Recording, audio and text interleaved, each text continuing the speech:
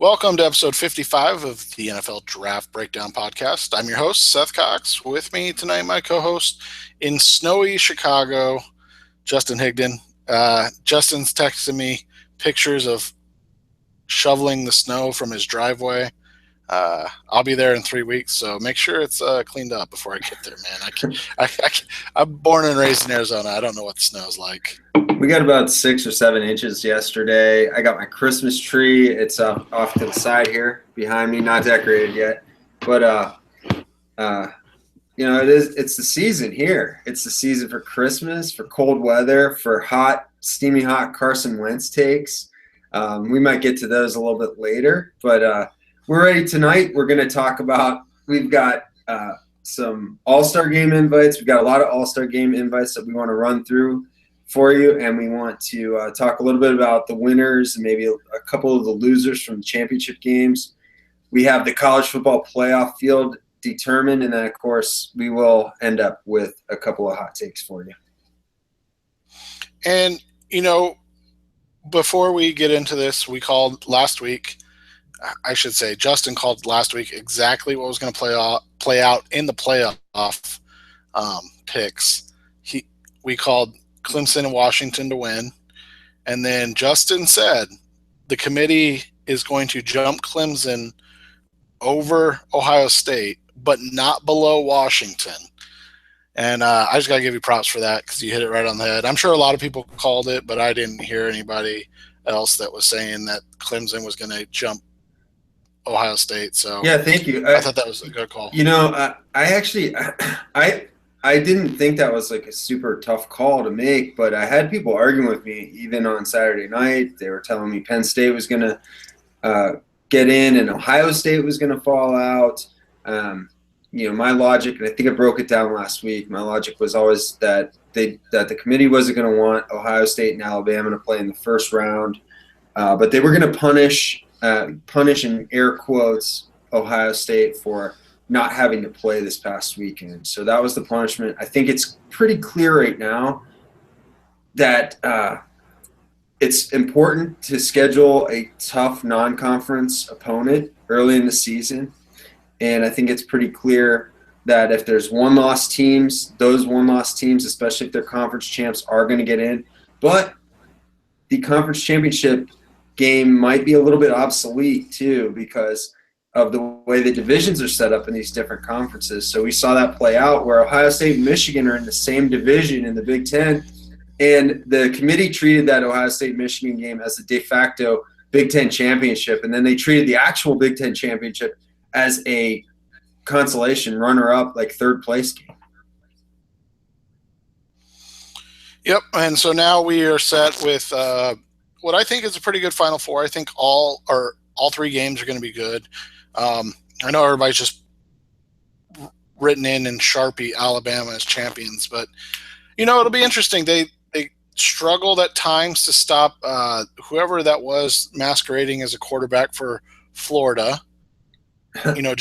Jake Browning isn't a guy that you and I see as an NFL prospect, but we think he's a pretty good college quarterback, and they have a ton of weapons on offense, and they have the horses on defense to keep up. So it's going to be fun.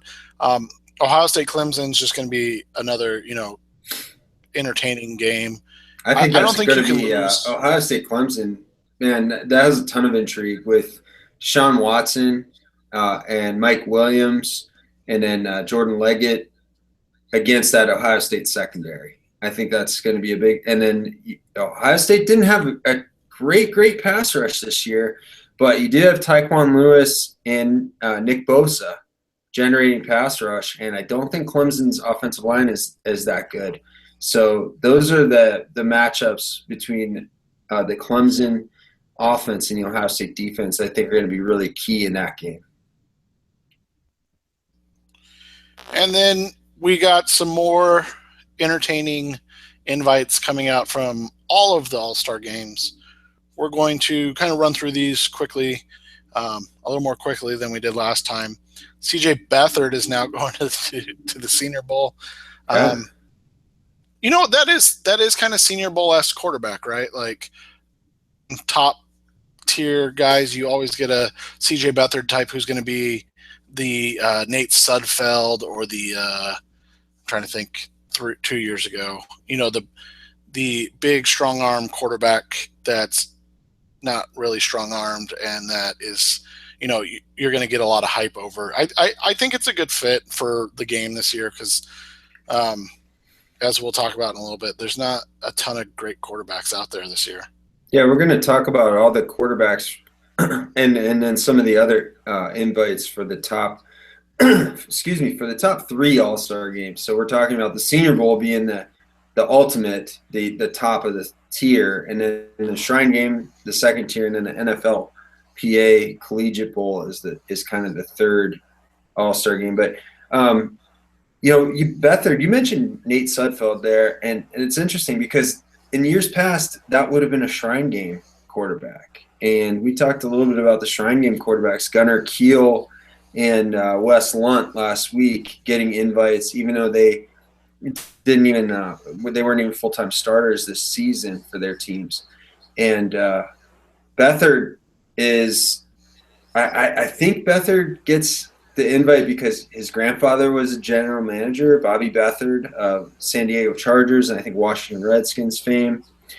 And so there's that connection there. There's that bit of nepotism in the NFL that everyone knows about when it comes to coaches and quarterbacks, players. The NFL likes players that have relatives that played in the NFL or even in professional sports. We've talked about that with Patrick Mahomes, how his father was a pro baseball player.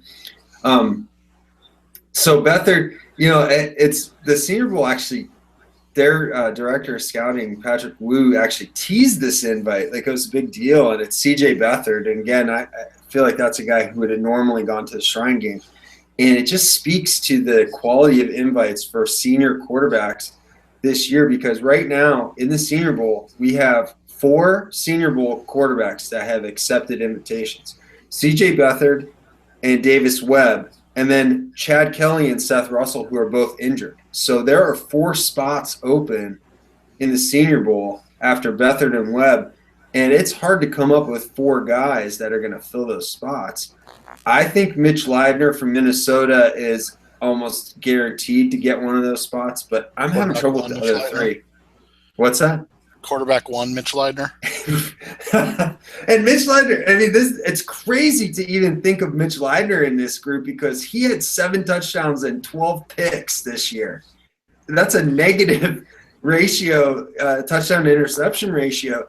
So that's the kind of year it's been. And who are the other 3 guys going to be? That's going to be the interesting thing here. Let's talk about Chad Kelly real quick. We've gone ad nauseum about Kelly. I think this was at the behest of either. I think this was at the behest of scouts and NFL personnel people. I think they wanted to get this kid in a situation and have a chance to kind of get to know him a little bit better. And so that's, that's my take on what happened here. I'm not like, have there ever been 2 quarterbacks, or I shouldn't say 2 quarterbacks. Have there ever been 2 players that have been brought in that were known not going to play in a position group where it's so thin anyways? Like, I know that at times there's been offensive linemen and defensive linemen and linebackers and stuff like that, and then I know that guys have gotten hurt like day 1 or 2 and, stuck around. But do you remember any situations like this where they brought in 2 quarterbacks that just can do nothing physically? Well, I remember them bringing in Aaron Murray a few years ago, knowing that he was injured. I do wonder if these invitations went out before the injuries. Kelly's happened before Russell's, but Russell's just happened within the last couple of games. Kelly has a torn knee ligament. Seth Russell had a dislocated ankle and had ankle surgery. I don't remember a situation like this where you have the first four quarterbacks, two of them are injured, and then you're kind of scrambling to fill those other spots. Last year, we talked about this. They had 8 quarterbacks invited to the Senior Bowl. That's not going to happen this year. It's going to be back to the regular 6 this year. But in order to get to that 6, I think they're going to have to steal a couple of quarterbacks from the Shrine Game who've already accepted invitations. And Cooper Rush from Central Michigan and Nate Peterman from Pitt, I think, are candidates to get stolen from the Shrine Game. And that would leave the Shrine Game with Zach Terrell, Wes Lunt, and Gunnar Kiel. And I think maybe even Zach Terrell is a candidate to be stolen to fill that Senior Bowl void. It's a pretty thin crop of senior quarterbacks, and there's maybe one or two. Maybe Brady Gustafson gets stolen away from the NFLPA game too. Do we have any redshirt juniors or redshirt juniors that are technically graduated? I don't even know. That's why I'm asking. So. Well, if Trubisky declares he is not, apparently he's not on track to graduate, so he would not qualify. I think Deshaun Watson is on track to qualify, but he's only a third-year junior, and I'm not sure. Please send us a tweet at AFC to the number 2 NFC or at SCoxFB. Let us know. I'm not sure that a third-year junior, even if he's on track to graduate early, would be eligible. And even if Deshaun Watson's eligible, what are the odds that he's going to accept an invite? We've never seen a junior quarterback accept an invite to this game. And in fact, we've seen quarterbacks like Matt Barkley and Connor Cook, guys that weren't guaranteed to be first rounders, still duck out of this game. So it's completely possible that even I wouldn't say CJ Beathard will duck this game, but it wouldn't be the craziest thing in the world if one of these other quarterbacks like Beathard or Webb ducks this game. Names that we could throw out there. This is just Justin and I talking. What about like a Josh Dobbs? This list is awful. Josh Dobbs has accepted an invite to the NFLPA game, so that would be another steal. He did? Yeah, that would be another. What about the guy we talked about at the beginning of the year, Patrick Tolles? Is he anywhere yet?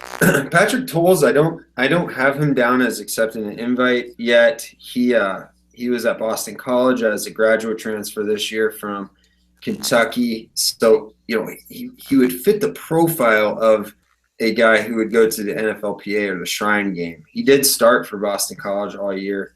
I don't see him getting a call up to the Senior Bowl unless they get desperate. Usually we see some small school guy get elevated, or I was kind of surprised Gustafson is committed to the NFLPA game and wasn't on the Shrine Game short list. So maybe the Shrine Game is going to try and pry him away. I'm not sure how that works, but you guys know that I'm not a big Brady Gustafson fan in any regard. There were a couple of very tiny All-Star games this weekend, the FCS Bowl and the National Bowl. And one of the quarterbacks, Josh Strahan, I believe, I might be mispronouncing that, but he was a Southern Illinois quarterback this year, and he's a transfer up from Division II. He won the MVP of one of those games. It's possible he sneaks into one of these games because they have guys swiped by the Senior Bowl, but it's just pretty thin, pretty slim pickings.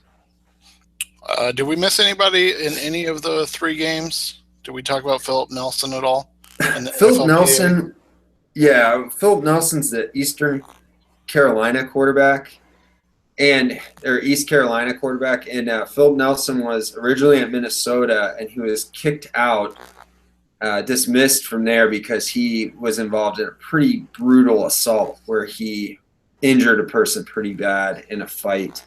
So I was kind of surprised. Like, I've watched a couple East Carolina games to check out their receiver, Zay Jones, and I never gave 2 thoughts to their quarterback. That just tells you again how these games are digging for quarterbacks. I think Ryan Higgins for Louisiana Tech is a guy we haven't mentioned, and he's a fifth-year senior, but only a one-year starter for them. Louisiana Tech seems to go through this cycle of fifth-year senior starters. It was Jeff Driscoll last year, and the year before that it was I forget the kid's name, but he was Cody Sokol. He was a transfer from Iowa. So it's just kind of this cycle of redshirt senior quarterbacks. And this year was Ryan Higgins. He threw for over 500 yards last weekend, but it's a lot of short stuff, a lot of pitch and catch. Not a real impressive guy as far as prospects are concerned. The other invites, again, this is where this is going to be interesting this year, especially between you and I and some of these guys. We'll start with the NFLPA. Wide receivers, R.J. Shelton, Michael Rector from Stanford, Austin Carr, Dontre Wilson, and Robert Wheelwright. Rector's the only one I'm familiar with, to be completely honest. And R.J. Shelton, Austin Carr had a huge season for Northwestern, one of the top – I think he led the Big Ten in receptions. R.J. Shelton is a speed guy from Michigan State with kind of iffy hands. Dontre Wilson was a big-time five-star recruit by Urban Meyer to play that hybrid role, the role that we saw Curtis Samuel excel at this year. Wilson was a decent receiver for them this year, and he returned punts, but he was an adventure as a punt returner. And Wheelwright is a guy who actually went to Wisconsin. He came out of Columbus, Ohio. He was played out there in the Columbus Public School. So you got four Big Ten receivers. Rector from Stanford is a speedster. He's like a 4.3, low 4.4, high 4.3 guy. Honestly, I looked at these NFLPA rosters. Outside the quarterbacks and the receivers, I didn't really know anybody coming out of there. In the Shrine Game, Joe Williams and Elijah McGuire at running back, Jordan Westerkamp, Kenny Galladay, and D'Angelo Yancey at wide receiver, Avery Ginnessy and Kyle Callis at offensive line, Jayon Brown and Carol Phillips on the defensive side at linebacker, and Josh Tupoa at defensive line. McGuire, Westerkamp, that's about it for me on guys that I'm familiar with. McGuire was a two-time Sun Belt Player of the Year as I think sophomore and junior, and then right, I know he was Sun Belt Freshman of the Year too. He's kind of tailed off the last couple of years as far as production, while his team didn't have a quarterback, and also he battled through injuries. But I think Elijah McGuire is actually a really good player, and he's kind of he's going to fall into that sleeper category now because he has battled through these injuries, coming from a UL Lafayette team that hasn't been in his early years. They were winning 9 games. These past couple of years, they've been kind of down. So McGuire might not be getting the attention he quite deserves, but he's a tough player. He's a very talented guy. I think he'll show up well in the draft season. Joe Williams from Utah, he retired and then unretired and then ended up having a pretty big year for them. But teams are going to be wondering about why he quit at first. He's going to have to explain that. Jordan Westerkamp and D'Angelo Yancey, 2 more Big Ten receivers. We've got a lot of really good Big Ten receivers this year. Westerkamp is a prototypical slot guy, and he has some speed. He has some quickness, and he's tough. He was a big play guy for Nebraska. This year he battled some injuries, but he still had a decent year. And D'Angelo Yancey is a big receiver and probably one of the only skill guys from Purdue that I can even name. So Kenny Galladay comes out of the MAC. He's from Northern Illinois. I think he transferred from North Dakota State, but don't know much about him outside of that. Avery Genesee, he is the offensive tackle out of Texas A&M. We know that they get drafted. I don't know what the success rate is, and this guy was not too impressive to me. Kyle Callis was originally committed to Ohio State, and then when Jim Tressel resigned, he famously flipped, going to Michigan and then telling people that there would be blood on the field in that rivalry. Kyle Kalis leaves Michigan 0-5 against Ohio State in his career. And then the only other guy I put this other two, Jayon Brown. I know he's a linebacker out of UCLA, and Josh Tupou, a defensive lineman out of Colorado. He had some off the field issues that he had to come back from. And Carroll Phillips, the edge player from Illinois, is kind of a one-year wonder as far as a big time producer in the Big Ten for tackles for loss and sacks, but never was heard of before this year.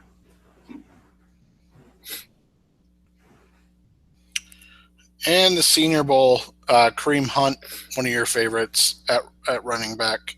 Travon Durrell and Fred Ross, two SEC guys. Adam Bisnowaty and Julian Davenport on the offensive line. Ryan Anderson, Deshaun Hall, Keontae Davis, and Hassan Reddick from the edge. Jaleel Johnson at defensive line. Corn Elder, Rashawn Jenkins, and Marcus May in the secondary. Talk about Kareem Hunt a little bit. I know you're a big fan. Yeah, Kareem Hunt was actually a player who didn't really blow me away last year at Toledo. He's a senior running back, and I had heard a little bit of hype on him. I watched him. I was not too impressed. And then when I watched him this year, he had I think I talked about this a little bit last week, or I know I wrote about it at Revenge of the Birds last week in my rough draft column. But he's a 220-pound back, about 6 feet tall. 5'11", 6 feet. So he's a bigger guy, and he completely reshaped himself. He got trimmer, he got more sleek, and in turn, going through traffic, he was kind of slippery. He's not the most bursty guy. He doesn't have the most explosiveness, but he's just a very good running back. He's just a very good he's got good balance on contact, and he doesn't take big hits when he's going through the traffic. And then he's able to maintain his balance. He's able to follow his blocks. He shows the patience that's necessary for the blocks to set up. And he's an excellent receiver. He really I felt like he really turned a corner. I think he had a rough junior year. He had some off-the-field stuff. He had a suspension. His production dipped. But as a sophomore, he averaged 8 yards a carry. He was back looking like the guy that we saw the sophomore year, and I think he's one of the top senior running backs in this class. I was very happy to see him on the Senior Bowl invite list because I thought he might get snuck onto that Shrine Game list and then have to try and work on a call-up. But this tells me that teams are already looking at him in probably the late day 2 to early day 3 range at latest. And I think he can be one of the top – he might be the first senior running back off the board.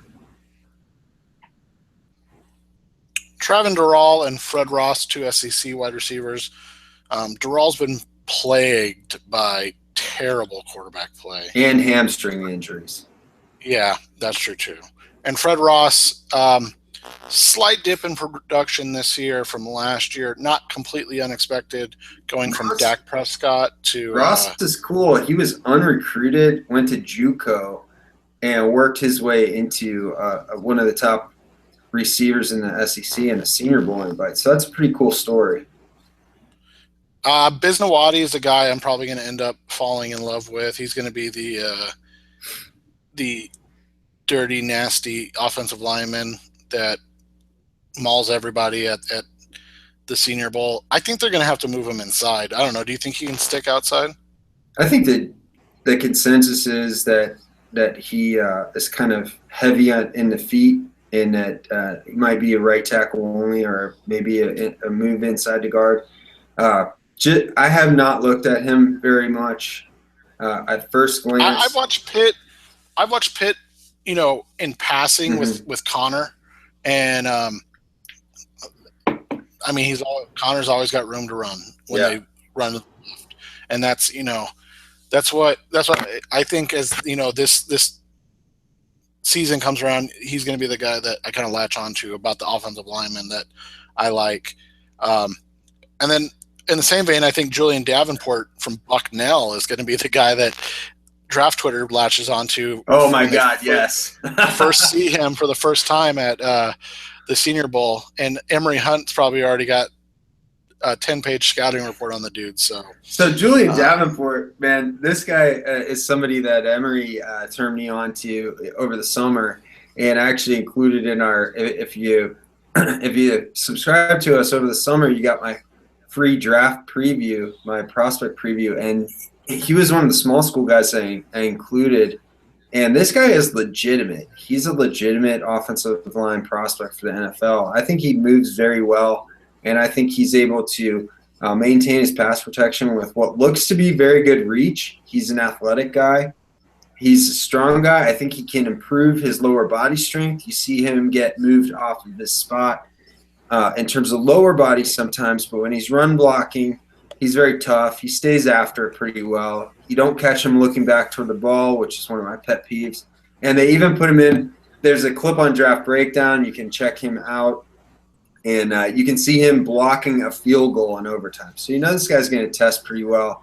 And like you said, Seth, he's that small school offensive lineman. Draft Twitter is going to see him. They're going to hear the scouting reports coming out of Mobile that week, and they're going to fall in love with this guy. I was very happy to see him invited to the Senior Bowl again ahead of the Shrine game, because one of my favorite small school linemen in recent years was Teron Armstead, and he had to go through the gauntlet, go from the Shrine game up to the Senior Bowl.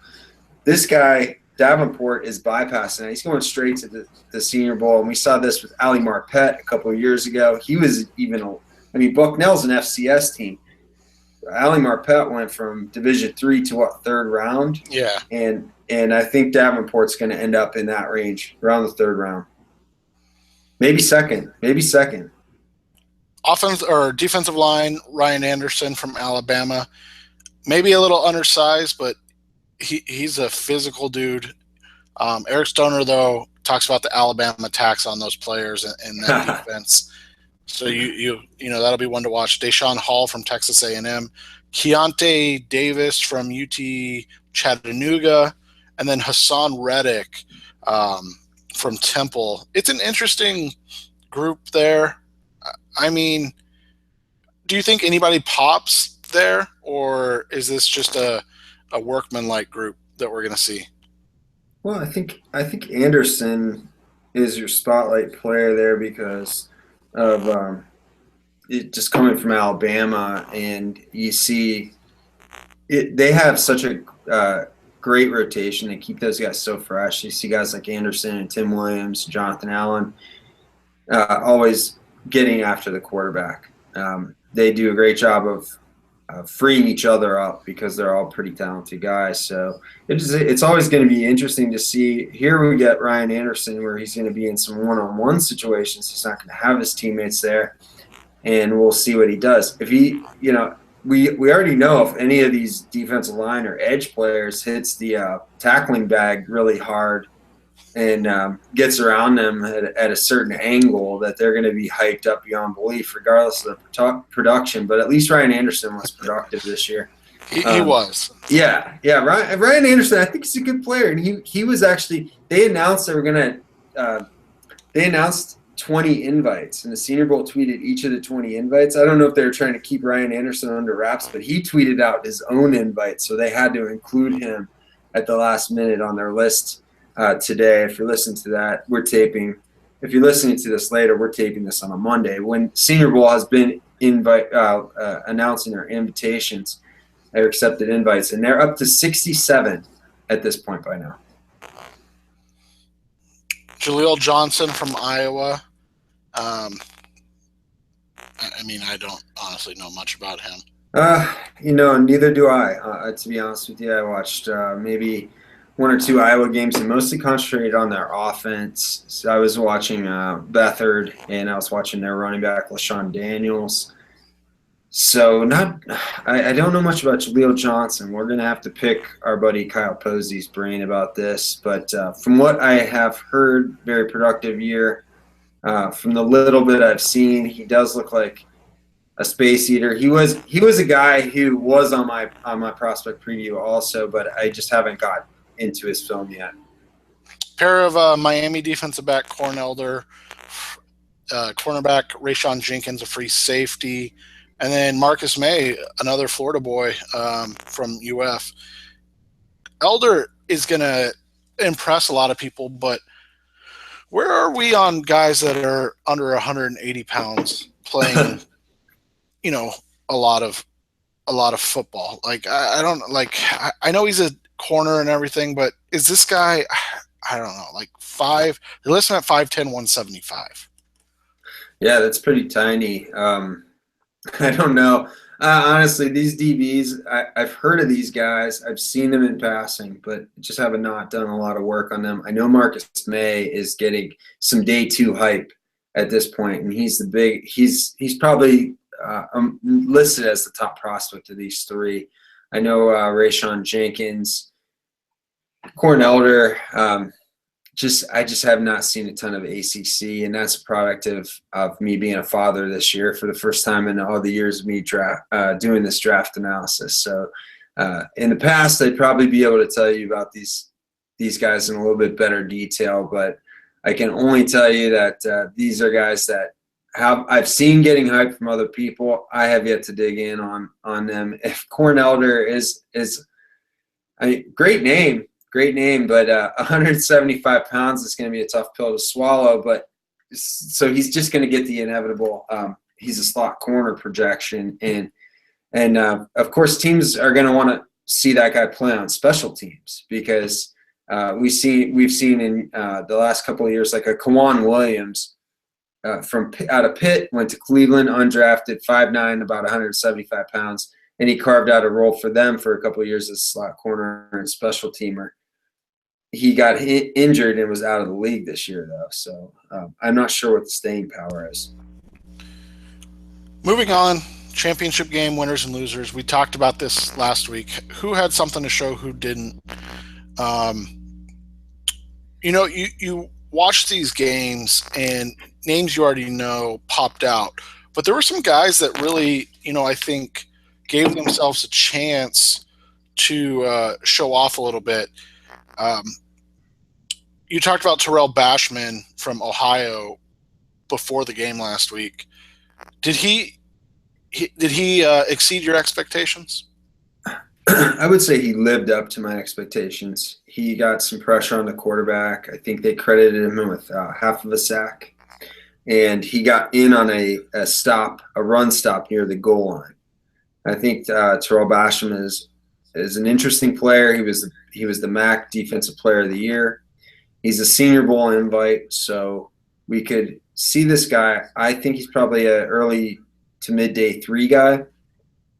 We could see this guy make a move up the ranks if he has a good Senior Bowl. That's the beauty of the All-Star Week, even though you and I criticize that in some regards because we think sometimes people put too much weight into that. But I thought he did well for himself. That was a game that Ohio University was in the game the entire time. They had a chance to actually come back and win it late in the game, and their quarterback, who was actually playing very well, his name escapes me at this point, but their quarterback who had come in and played well to that point threw a critical interception that ended the game. But I thought Basham played pretty well and he moves from right end to left end, so you can't pinpoint him on one side or the other. But the thing is, both of Western Michigan's offensive tackles are respected in the scouting community. You've got Taylor Moton, who's going to be at the Senior Bowl as well, playing right tackle. And then the gentleman that plays left tackle for them is expected to be a prospect next year. So Basham did just fine for himself. I think he's definitely one of the winners from last week. And if for nothing else, just for holding serve when you've already got a Senior Bowl invite and you're the MAC Player of the Year. He did not embarrass himself in that matchup. In fact, he made a couple of plays that are highlight worthy. Another winner from the weekend was PJ Walker, a QB from Temple. Temple saved a lot of people in the Bowls had a headache. But, that's another conversation for another day. Is this guy – we talked about the dearth of talent at the quarterback position. Is this a guy that, could start to make headway? He's not like a high draft pick type of guy. Like, don't get us wrong, but is this a guy that could start to make a little headway in terms of just getting his name out there? I hope so. PJ Walker has a really, really fun highlight reel out there from his junior season, and his production was a little bit down this year, probably because he started going by Philip Walker. So we need to get the movement back. Make sure that people call him PJ Walker. He had a good game.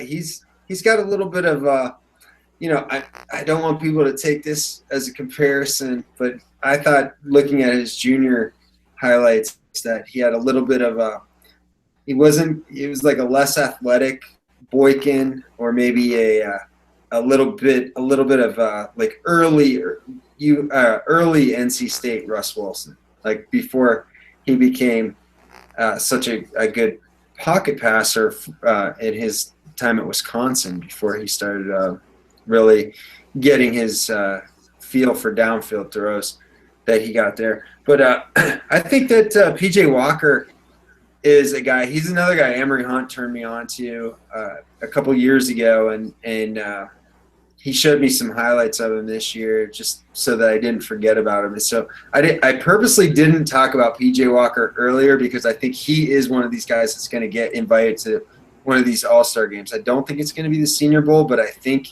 if he gets a Shrine Game invite, especially when he's going up against Gunnar Kiel and Wes Lunt in these practices, PJ Walker is going to get a little bit of momentum. I'm not saying he's this year's Vernon Adams as far as internet hype, but he might actually afford himself pretty well if given that opportunity, because I think he's a better player than those two guys that I just mentioned. Anthony Wales and Taiwan Taylor from Western Kentucky both had really nice games. In the same game, Carlos Henderson, wide receiver from Louisiana Tech, also had a good game. We obviously didn't list any defensive players because that wasn't available in this There game. was no defense in that game.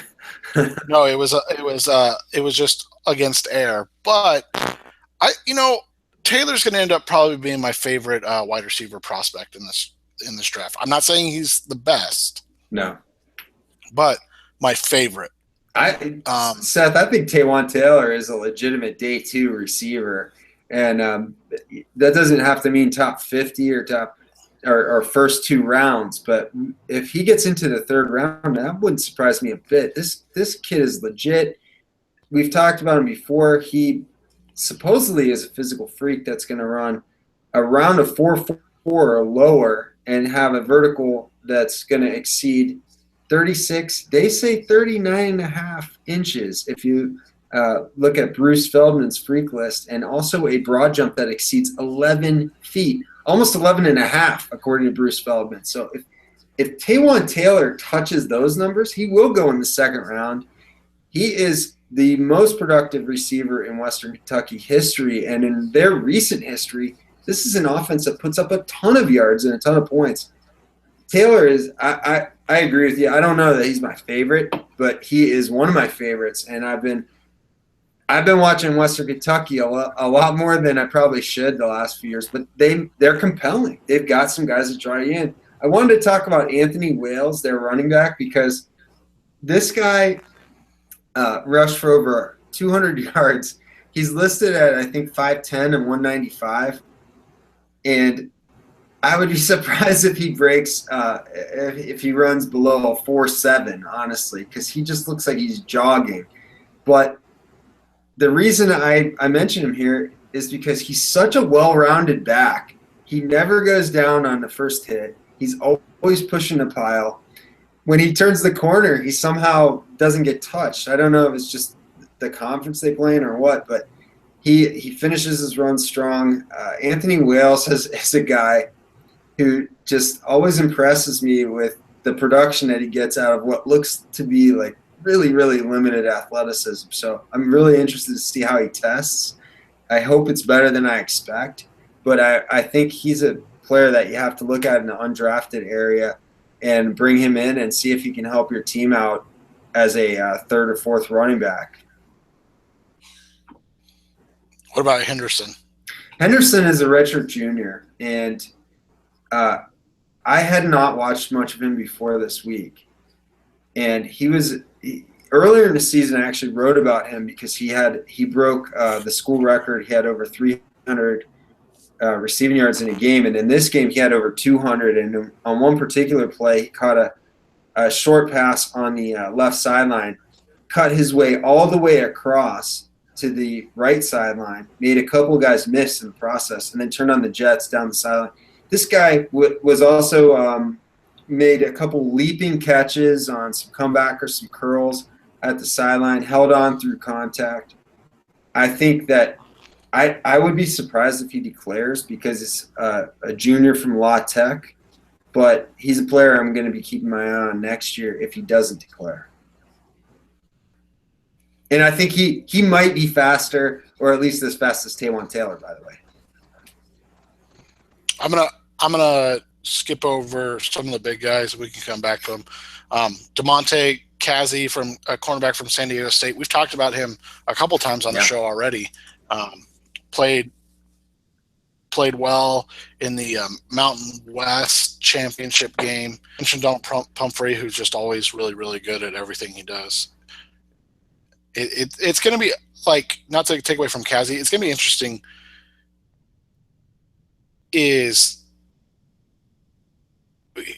what does the NFL think of him and what does the NFL do with him? Did Bill allow them to the NFL to, like, find players that are undersized and kind of find a home for them if in the right offense? No. In terms of Pumphrey, I think sure. I think there's a number of guys who have kind of blazed the trail for that. We talked about Tyler Ervin. I think he went in the 4th round to the Texans, and Pumphrey's a better player, in my opinion, than Ervin. But just look at Dexter McCluster a few years back coming out of Ole Miss. He went in the 2nd round, and I think Pumphrey's a better player than McCluster was. You never want to compare. We hate to compare guys to players that are kind of exceptions to the rule, but you look at Pumphrey and why can't he do some of the things that Darren Sproles has done? Now, Pumphrey doesn't return kicks in that, he doesn't add the value as a return man. That's what really got Sproles going early in his career.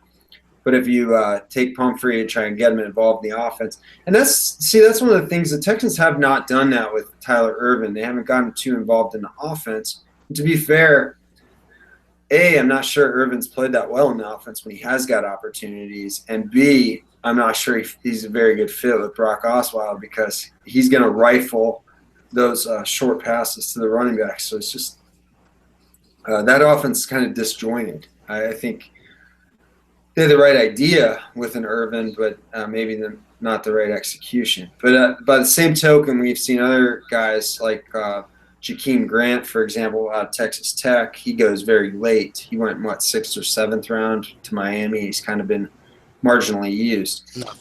I think Pumphrey gets in on the – if Pumphrey runs a 4.4 low 4.4, high 4.3. He's going to get into the last part of day 2. That's my prediction on him. And Kazee, I wanted to mention him. I think he's 2-time Mountain West Defensive Player of the Year, and he has 15 interceptions over the past 2 years. He is a small cornerback. He was he originally declared last year, but before he hired an agent, he decided to come back to San Diego State. So I'm guessing he did not have – certainly I don't think he had a day 1 projection, probably not day 2. Kazee is probably going to go on day 3, but I think he could go – I think he could be worthy of a day 2 pick in the same vein as like Senquez Golson. And unfortunately for Golson, he hasn't been able to be healthy and be on the field for Pittsburgh. But that's the type of player – the type of ball skills, and unlike Pumphrey, where we talked about he's not returning punts, not returning kicks for San Diego State, that's because Kazee does it, and he does it very well. And they also had Rashad Penny, who was the Mountain West Special Teams Player of the Year.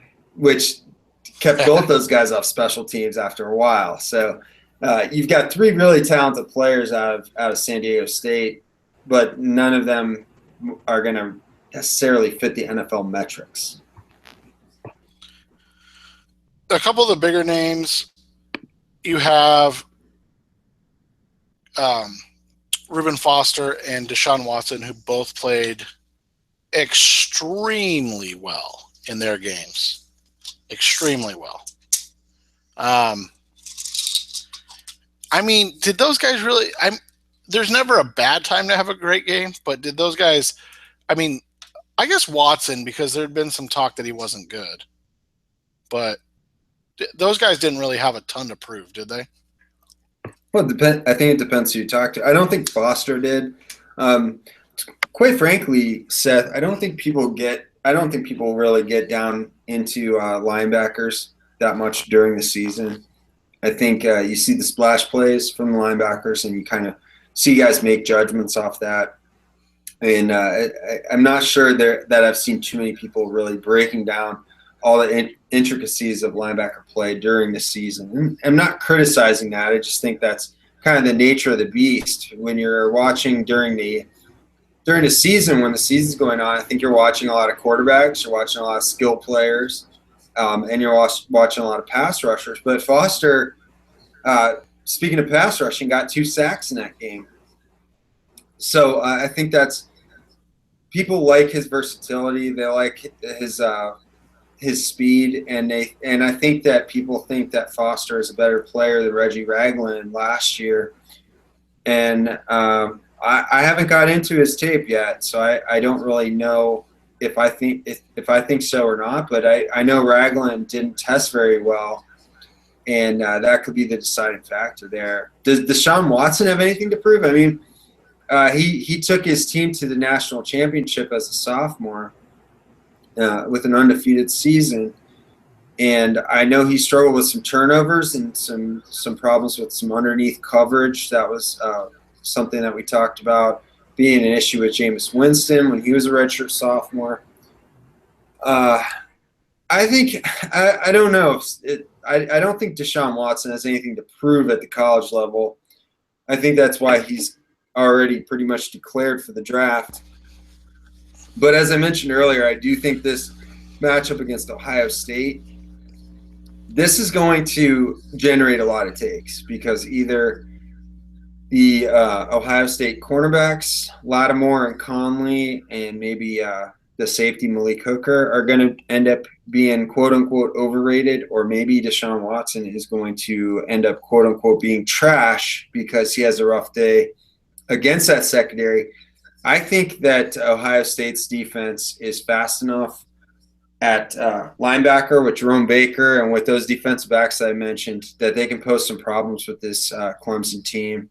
I think it's going to be interesting. You know, Conley actually gave up a contested touchdown catch to Penn State's Chris Godwin in their upset loss to Penn State. So I think it's going to be interesting to see how Mike Williams matches up and who he matches up with in this game, because Mike Williams he's had his ups and downs with contested catches and red zone plays in particular.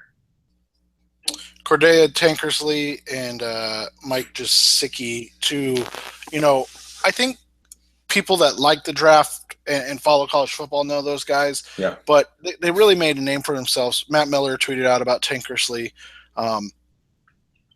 if he only tackled. So I thought that was an interesting take on Tankersley.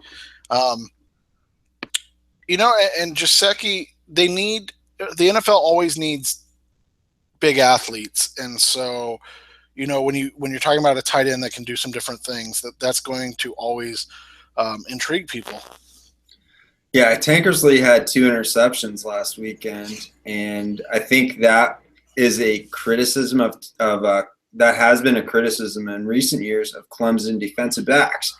You look at Mackenzie Alexander last year, Rashad Breeland a couple of years ago, where these guys were pretty good in terms of coverage, in terms of sticking with receivers, but they didn't get their heads turned around. I think that's a criticism across a lot of college football. I don't think that the majority of your top cornerbacks have those type of ball skills. I know that that's a matter of coaching. Usually the player is coached, from my understanding, to play the receiver and then make a play on the ball as it arrives. And in that regard, you get more pass breakups than you get interceptions. But in Saturday's game, we saw Tankersley play the ball in the air, track it, play it.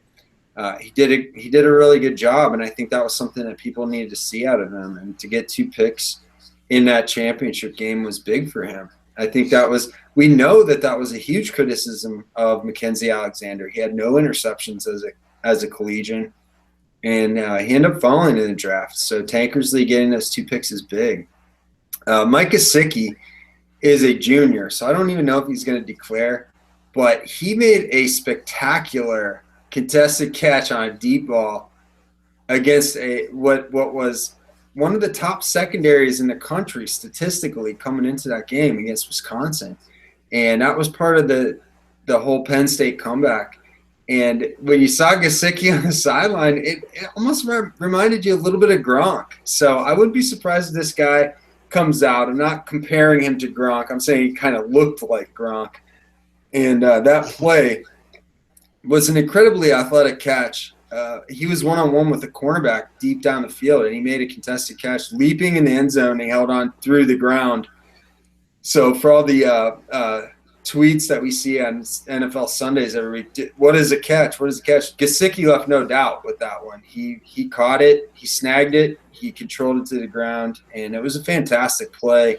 And he had a really, really good statistical year for a tight end in any conference, and what turned out to be the best conference in the country. The guys that struggled this weekend, 3 quarterbacks right off the top: Zach Terrell, Sifo Luafo, I don't know, and Josh Allen from Wyoming, future number 1 overall pick, Josh Allen, future quarterback 1, Josh Allen. You talked about it before the show. Terrell's game wasn't necessarily bad. It was just bad for him, after what he's done all year. He had thrown 1 interception the entire year. He had, I think, 27 touchdowns and 1 pick coming into the game, and he throws 2 interceptions in the game. I put him in the losers just because of that. It wasn't like he had a terrible game. He led his team to a 13-0 record, so let's not read too much into that.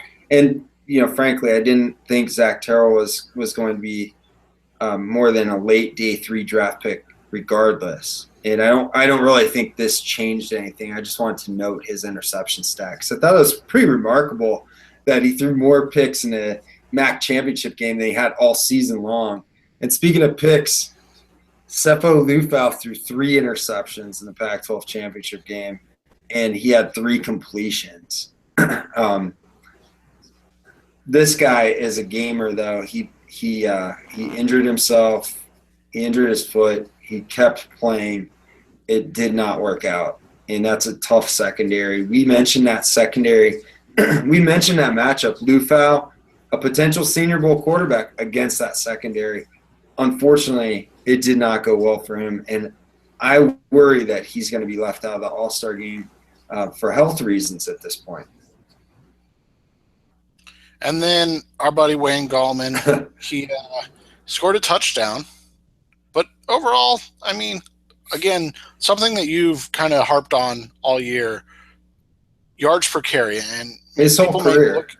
Well, yeah, but people may look at that and say, well, that it doesn't matter. Well, they tell me to stop box score scouting, Seth. Because I've never watched Wayne Gallman.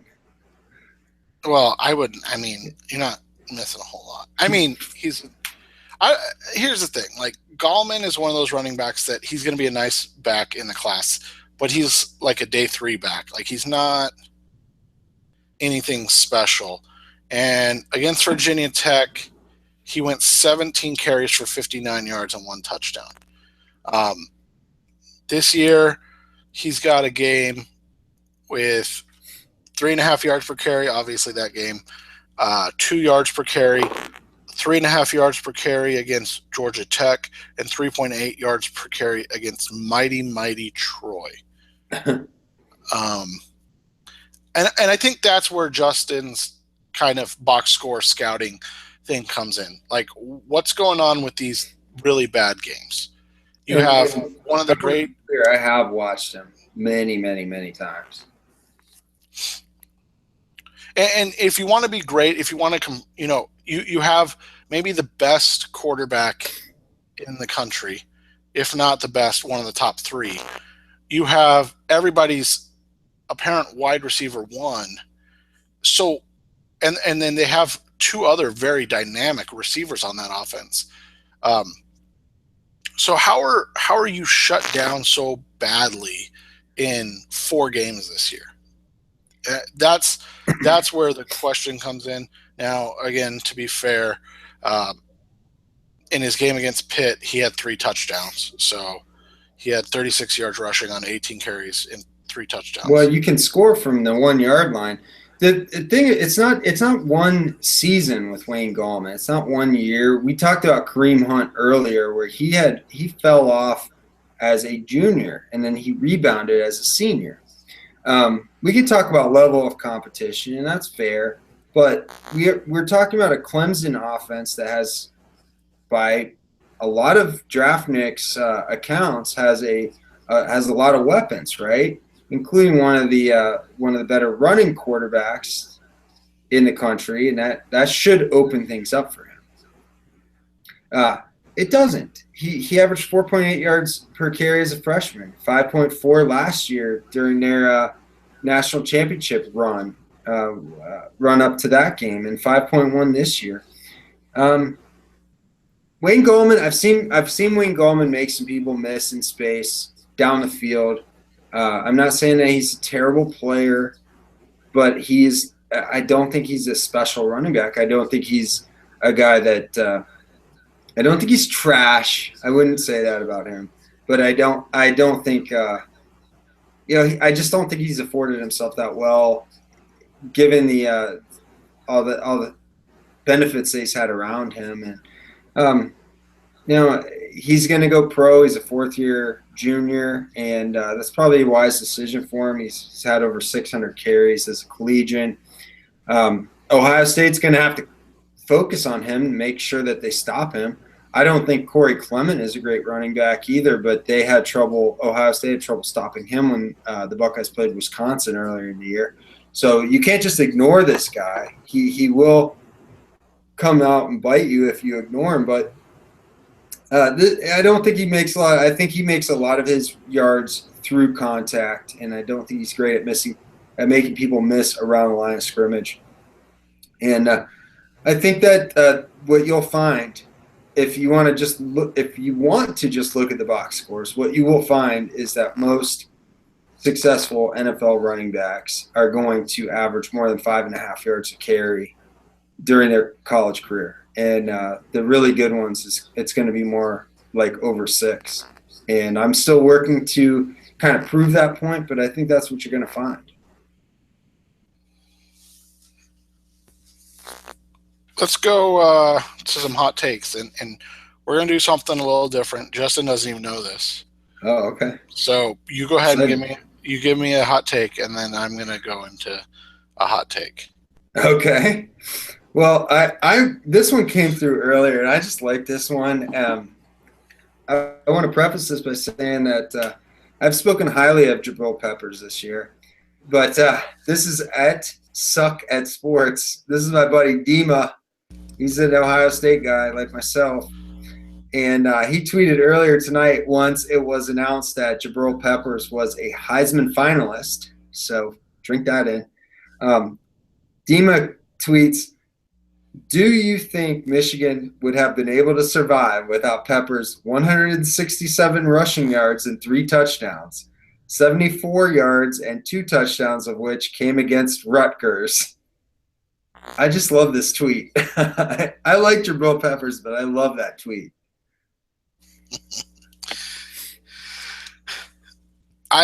So our buddy Justice, former regular on the show, now a spot guy, He was tasked with doing. Have you read this article yet? I have it favorited. I have not read it because I had some work responsibilities that kept me from getting to that one. All right, so everybody read it. I'm not going to go. Well, I am going to go through it because it's. Yeah. We got to get these takes off, and Justice won't mind. So, Myles Garrett, edge rusher. Robert Ayers. No, he didn't go that. Jason Pierre-Paul. The Robert Ayers is what he called Joey Bosa, right? Yeah, but it wasn't that simple. But I like to give him hell for that. But Jason Pierre-Paul, I don't hate that one. That's actually pretty good. Remember, Jason Pierre-Paul was a freaky athlete. Jonathan Allen, a guy that your beloved Browns continue to get mocked to them at number 1. How would you feel about Adrian Claiborne with the number 1 overall pick? We'll see that. And no, I feel like that is why I hate that mock. That's why I hate that. I mean, I don't know how I feel about the comparison. I don't really, to be honest, I don't remember my take on Adrian Claiborne. I just remember he wasn't a guy that obviously he didn't leave an impression on me. I think Jonathan Allen is a good player. I've said it a million times, but if he went number 1 overall to the Browns, that would probably throw something. Not at my TV though, because that's too expensive. DeShone Kizer. I haven't even read it yet, so I'm going through this with you. Jameis Winston.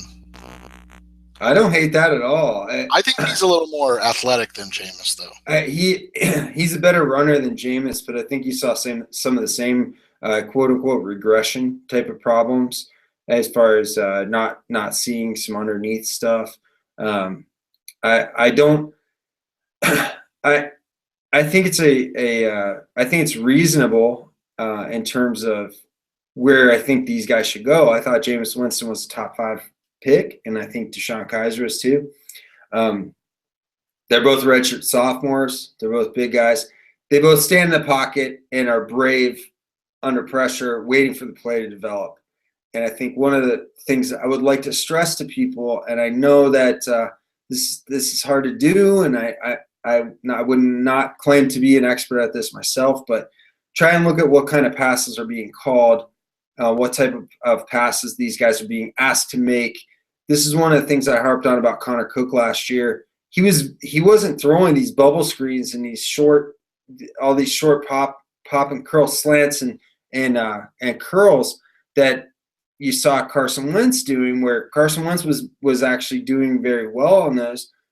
Cook was throwing back shoulders down the field. We see this with Deshaun Watson too. He does throw a lot of wide receiver screens as well. Watson does, but I think you see some more challenging throws down the field from guys like Watson and Kizer. So that's actually interesting. I wouldn't have thought Jameis was the comp. Actually, our buddy Chad Dinkins had told me that Kizer might be the closest thing to Cam Newton that we've seen for a while. Obviously, without the quarterback wins. Yeah. Cam and Jameis, though, aren't that far off from the pocket when they're throwing the ball. Like, when they stand in and stuff, like, they do some weird things at times. Yeah. They force the ball a lot. Like, stylistically, they're different. But, like, when you're talking about forcing the ball down the field and like you said, making those high level of difficulty throws, they have a lot in common. They're two quarterbacks that I would take in a heartbeat on my team. I think it really says a lot, and I could be proven wrong down the road, but I think it really says a lot about a young quarterback when the coach has the confidence to call some of these throws that we see being called for Jameis Winston, for DeShone Kizer, and for Connor Cook last year. I know that that wasn't a popular take, and I don't mean that those are the only three guys. There are other guys I'm missing. Andrew Luck. Andrew Luck had a ton of challenging throws called for him. So it's more enticing to me as a guy watching college quarterbacks to see players that are challenged like that than players that have a ton of short stuff like that, like Ryan Higgins, who I mentioned earlier. He throws for 500 yards while throwing a lot of slants and bubble screens. John Ross. You want to take a guess? I haven't looked yet. You want to take a guess? My comp for John Ross has been Brandon Cooks, so I'm guessing that's not who the comp is. Deshaun Jackson. Not completely different. I don't hate that one. No. So speed, obviously, the number one thing. Yeah, that's interesting, and also small stature. I think Ross is a little bigger than Deshaun. Yeah, Ross, he gave his stats 5'10" and change, 190 pounds. Deshaun's 5'9" and change, 196. Yeah. So, and Tim Williams. Tim Williams. Vic Beasley. Close. He said Bruce Irvin. That's interesting. Yeah, Bruce Irvin was very miscast as like a defensive end in a 3-4, but he still managed to get sacks at West Virginia. But again, very undersized, like 6'2", 235, 240 at college. So I kind of like that one just because it's so off the wall. But I think Tim Williams has been used more as a blitzing linebacker or a rush linebacker more than Irvin being completely misused as a senior at West Virginia. And the last ones, I think he's talked to us about it before, but Leonard Fournette. Do you remember his comp on Leonard Fournette? Didn't he comp Fournette to Trent Richardson? Yep, Trent Richardson. So, but I mean, he puts the caveat in there, like he's not saying he's going to be a bust like Richardson. He thinks. Well, he said he compared him to what he thought Richardson was going to be as a prospect. Yeah. And the only thing is, so I took that to heart when we talked about that with Justice when he was on the show a few weeks ago. And so I went back and watched, and I honestly think that what you see out of Fournette is more explosion out of the gate. I think that Fournette's a more explosive player. I don't think that Fournette is a shifty guy. And in fact, when I looked at Derrick Henry last year, where he is more shifty than what you'd expect for a big guy, I don't think that's Fournette's game. But I just when I was talking to Emory Hunt about Fournette, I was like, yeah, this guy is just so explosive. Emory was like, it's like LeBron on a fast break, like that kind of explosiveness. And that's not. I don't think he's a top 5 pick in this draft. I don't think he's a Ezekiel Elliott. I don't think he's that good of a running back prospect, but I do think Fournette's a good player, and he's probably going to be my running back one once I sift through all these other guys. All right. Anything else tonight, Justin, before we head out of here? I got another hot take. I wanted to read this one. It's from @NewKing_Cole. And he said, everyone that works for PFF is a nerd and should be made fun of.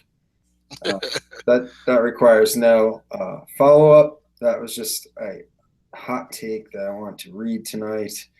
Let me see. I think I had a couple of Fournette takes that I wanted to read. When it was tweeted earlier, it's official, and LSU running back Leonard Fournette announces that he will officially enter the NFL draft. So in case any of you didn't know, Fournette is in this draft. He tweeted that himself, and then, of course, many accounts looking for retweets and follows retweeted that in their own way. But this is from @ThatDraftGuy. He said, talented 2-down back, have a current round 2 grade on him. So apparently he doesn't think Fournette can catch the ball or pass protect. and I think that will do it for me. I have a bunch of Carson Wentz tweets, but I already said earlier in the season that he exceeded my expectations for him, which is not untrue, but he is definitely struggling right now, and I just don't want to pile on right now because apparently he doesn't have any NFL caliber receivers or NFL caliber offensive linemen or running backs, and his coach apparently is an amateur and deserves to be fired. So let's give this guy all the benefits of the doubt that we can before we do any more victory laps, because I don't want to pull a hamstring. You guys can just trade all the good young quarterbacks to Arizona. So it's going to be Blake Bortles, semi Carson Wentz. It's better than this abyss of what's going to happen after Carson. I think the jury's still out on Carson Wentz. I don't want to just bury this guy. But I think what I want to say about him is that it's becoming more and more clear that they paid a high price for a guy that there are a lot of concessions that need to be made, and who is only 8 months younger than Blake Bortles. So that I think is troubling in and of itself. Do I think that he cannot rebound from these struggles? I don't think that's fair to assess. This isn't Brandon Weeden, where Weeden was already 29 by this time of his rookie year, and I would have said the case is closed on this guy forever. But Wentz, he's got some things he's got to work out. But it's troubling for me for a guy to go number 2 overall, and we still are talking about play calling and in the same vein as Bortles, right? I mean, he went 3 overall, and we're still talking about does he have the weapons? Does he have the play calling? Does he have the coaches? Like, guys that are picked that high, I think, should be able to kind of rise above that. And we saw that with, for example, like Donovan McNabb, who was booed when he was a 2nd overall pick, and who rose above all that. Or Steve McNair, who was a 3rd overall pick and out of Alcorn State, and rose above all that, and they had great careers. So jury's out on Wentz, but I think that we need to kind of scale back on the excuse making and just look at what the player himself is doing. And right now, it's just not very good, and even the Philly fans will concede that.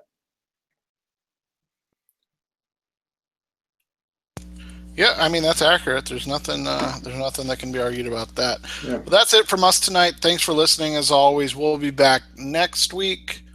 I think we'll be back next week to recap Army. No, we'll probably be back next week, depending on how I survive a 4-day bender in Vegas. So I'll revive Seth in time to talk about whatever next round of Senior Bowl updates, and we're gonna have to preview some early bowl games, Seth, because on the 17th of December, I won't be able to watch any because that's my wife's birthday, but there will be some bowl games played that day. Yeah, I'm going to have to figure some things out. But it'll be a fun time. Thanks as always, Justin. We'll be back next week. Check us out on SoundCloud and iTunes. And have a good night, everybody.